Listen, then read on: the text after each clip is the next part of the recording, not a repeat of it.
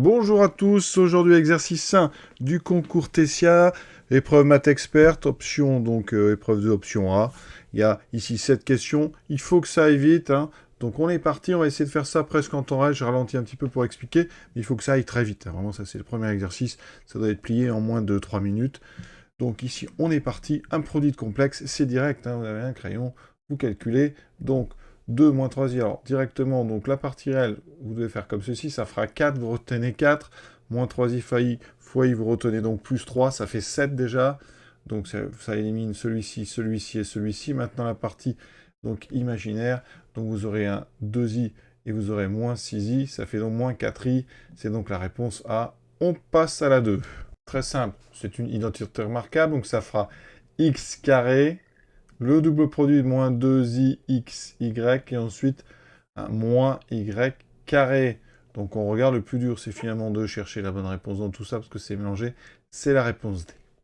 Maintenant ici, donc on va, technique classique, on multiplie en haut et en bas par le conjugué, donc moins 11 moins i, donc en haut j'ai un moins 11 moins i, en bas j'aurai a carré plus b carré, c'est-à-dire 121 plus 1, 122, donc j'ai un dénominateur avec 122, donc ça élimine déjà ces deux-là, il m'en reste deux possibles, avec donc en haut un moins 11 moins i, il n'y a aucun des deux, parce qu'il y a un moins, vous voyez, chaque fois ça ne va pas, donc c'est aucune des autres réponses proposées. Répondre question 4. Donc ici, on multiplie donc en bas par 3 plus i, en haut et en bas. D'accord? Et c'est tout ce qu'il y a à faire, d'ailleurs, pardon. Ce qui fait qu'en bas, ça me donne donc du 10, un 9 plus 1. En haut, donc, on fait comme d'habitude, 3 fois un 3. Donc, on a moins 5 i carré, ce qui fait plus 5, ça me fera un 8. Les complexes, on a donc moins 15. Moins 15 plus 1, ça fait moins 14 i, donc 8 moins 14i sur 10, et il semble que ce soit la réponse A.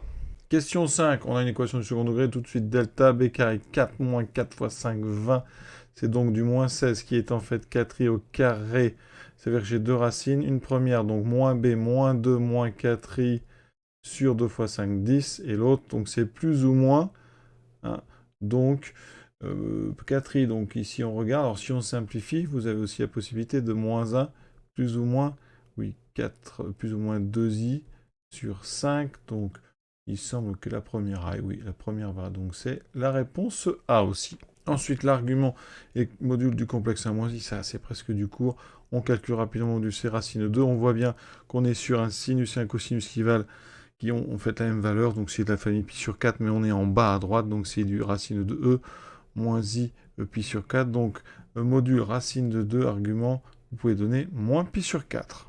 Ensuite, le suivant, c'est une vedette aussi des maths. Module, on reconnaît ici un demi.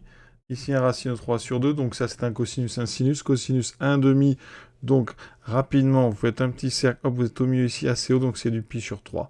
Hein, avec un module de 1. Donc c'est module de 1. Et pi sur 3, c'est la réponse C. Ça, c'est vraiment à connaître. Hein. Cos pi sur 3, c'est 1,5. Sinus pi sur 3, c'est racine de 3 sur 2, c'est la réponse C. Alors, pour le 7, je pense que le plus rapide pour les expressions conjuguées. Donc, ici, j'aurai 1 plus 3, 4. Et j'aurais fait monter du 1 moins i racine de 3.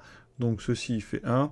Par contre, ici, ça serait bien si j'avais des demi, donc je factorise par 2. Donc, le module C2, ici, on reconnaît un peu à la manière de celui d'avant, le même, mais on n'est pas... On a une partie réelle ici positive, partie imaginaire négative, on est en bas à droite dans la même famille que pi sur 3, donc moins pi sur 3. Donc on a module 2 et un argument qui serait du moins pi sur 3. Alors ça peut être aussi 5 pi sur 3, donc ça c'est pas mal parce que c'est la réponse D. Donc on est bon, on a terminé déjà ce premier exercice. Alors évidemment j'ai été très vite, mais je m'adresse à un public quand même, hein. J'espère que vous préparez pour le Tessia, il faut aller vite sur ces complexes, il y a des familles comme ça à connaître, alors là on peut prendre un peu de temps puisqu'on a terminé.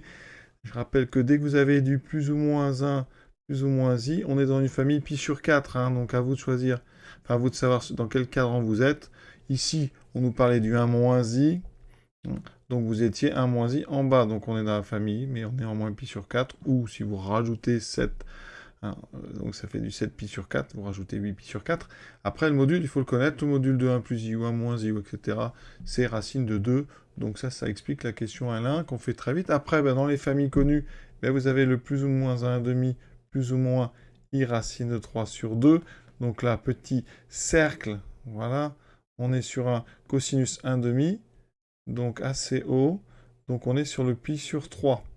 D'accord? Et en fonction du signe, vous ajustez. Alors quand vous avez le 1,5 racine de 3 sur 2, le module c'est 1. Après vous avez l'autre qui ressemble beaucoup, c'est le plus ou moins racine de 3, et plus i, alors plus ou moins i, racine de 3, racine de 1,5, je dis des bêtises, donc je vais l'écrire plutôt plus ou moins 1,5 de i, et là on est sur une famille qui ressemble, mais on a un sinus 1,5, donc on est sur du pi sur 6. Donc pi sur 6, 5 pi sur 6, 7 pi sur 6, moins pi sur 6, qu'on appelle aussi 11 pi sur 6. Voilà, donc ça c'est 3 familles qu'il faut connaître absolument par cœur. Et dès que vous les voyez, hop, vous savez, hein, vous cherchez dans quel cadran vous êtes et vous trouvez quel membre de la famille hein, vous êtes en présence de. Donc on a terminé, je vous souhaite une bonne fin de journée, à très bientôt et vive les maths.